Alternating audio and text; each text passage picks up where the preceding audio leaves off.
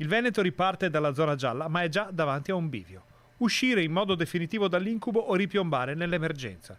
Sta ai veneti scegliere con i propri comportamenti quale strada prendere. Lo ricorda anche il governatore Luca Zaia. Noi oggi iniziamo un nuovo percorso, no? Che è quello di non avere più la restrizione, o quantomeno buona parte delle restrizioni che governavano e scandivano la nostra quotidianità.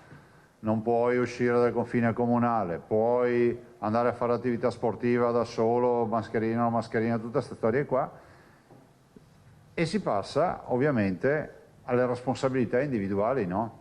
A una responsabilità che da quella delle restrizioni, quindi collettiva, viene in capo ad ognuno di noi. In sostanza, l'allentamento delle restrizioni nonostante il coprifuoco alle 22 ed evidenti difficoltà per alcune categorie come i ristoranti e i bar dovranno comunque andare a braccetto con l'uso della mascherina, l'igienizzazione delle mani e il distanziamento sociale, altrimenti si rischia grosso. Voglio dire che questa fase di convivenza che io condivido è necessaria, spero che ne veniamo fuori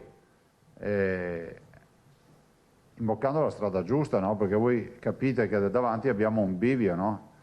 Un calo ancora dei contagi, se ne esce, si apre l'estate, nel frattempo dietro c'è il pelotone delle vaccinazioni e ne abbiamo già fatto 1,5 milioni, cioè vuol dire che un terzo dei veneti più o meno, aventi il titolo di essere vaccinati, sono già stati vaccinati, almeno per una dose.